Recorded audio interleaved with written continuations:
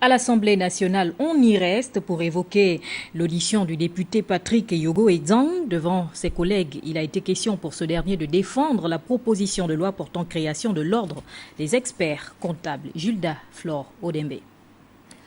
Face aux députés membres de la Commission des lois, des affaires administratives et des droits de l'homme, l'honorable Patrick Yogo-Edzang a présenté pour examen et approbation la proposition de loi portant création de l'Ordre national des experts comptables et réglementant le titre de la profession d'expert comptable en République gabonaise. Dans un exposé de motifs clairs et précis, le député Yogo-Edzang a dévoilé les motivations qui sous-tendent la dite loi. La nécessité de créer un ordre des experts comptables devient de plus en plus pressante compte tenu de la complexité croissante du fonctionnement de notre économie et de son imbrication dans l'économie mondiale avec des conséquences importantes sur la normalisation comptable.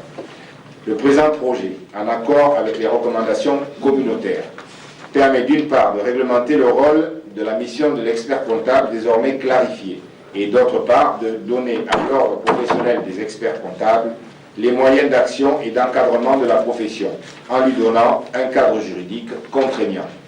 L'absence d'ordre professionnel, dira le député de Bitam, bien que ne rendant pas illégal l'exercice de la profession d'expert comptable au Gabon, constitue néanmoins un handicap pour notre pays qui se prive d'un outil au service du développement de notre économie prévu par les textes communautaires, le Gabon étant considéré comme la deuxième économie de la CEMAC.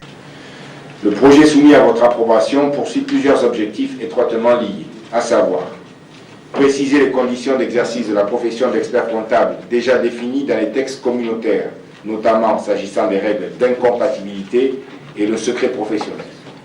Lutter contre l'exercice illégal de la profession. Définir l'organisation de l'Ordre national des experts comptables. Définir les modalités d'exercice de la tutelle des pouvoirs publics. En félicitant leurs collègues, les députés présents ont loué cette nouvelle disposition qui va, en un point douté, structurer et sécuriser la profession d'expert comptable. Un jeu de questions-réponses a permis à l'orateur d'éclairer la lanterne des uns et des autres. Précisons que cette proposition de loi subira un examen approfondi dans les prochains jours.